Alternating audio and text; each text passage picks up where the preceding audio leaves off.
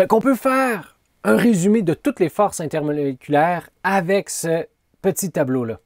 Ce qui va bouillir en dernier, ce sont les réseaux covalents. Fait que le diamant, le graphite, mais aussi la vitre ou les composés faits de bar et d'azote. Eux autres, ce sont d'immenses molécules. Prenez un diamant.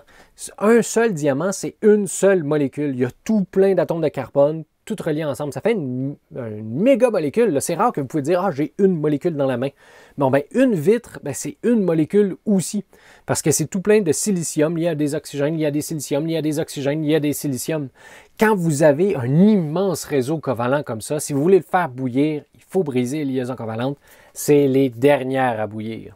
Fait que plus la taille du réseau va être grande, plus ça va bouillir tardivement.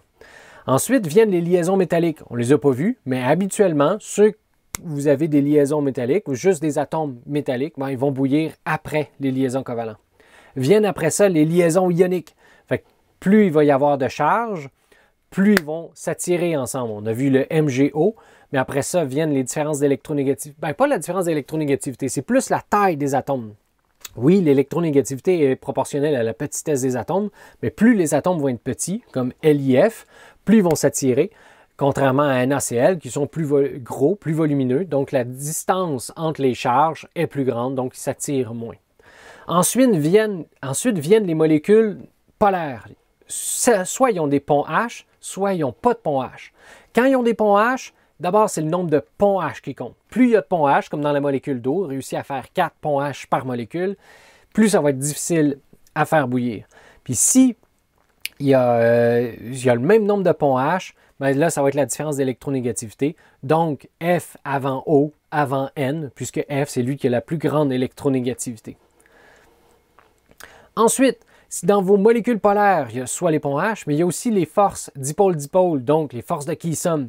Fait que ça va être le nombre de delta plus, delta moins qui va compter. Plus il y a de delta plus, plus il y a de delta moins, plus ils vont s'attirer.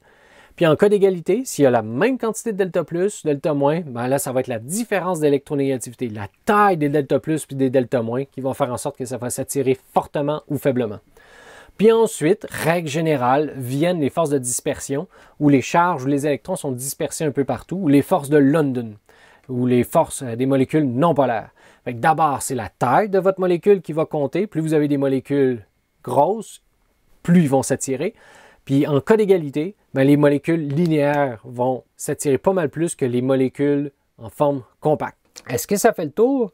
Bien, juste rappeler que ce sont des règles générales à travers tout ça, parce que prenez une molécule non polaire immensément grande comme ça qui continue super longtemps, genre de la paraffine, bien là, chaque molécule va s'attirer sur des longues distances, puis ça finit par battre, je ne sais pas moi, des forces dipôle-dipôle, ou voire même des ponts H, où les ponts H, oui, ils s'attirent super gros, mais les molécules sont super petites. Fait que tout ça, ça s'applique quand on a des molécules de taille à peu près similaire, parce qu'ils finissent par s'additionner. Ça serait la même chose, mettons, avec de l'ADN. L'ADN aussi, c'est super long avec sa double hélice. Sa double hélice. Fait que cette double hélice-là, il y a tout plein de ponts H qui s'attirent. Ça fait en sorte qu'il faut chauffer énormément pour les séparer. Clin d'œil à ceux qui vont faire de la PCR plus tard. C'est vraiment le fun, séparer de l'ADN. Vous allez vous amuser.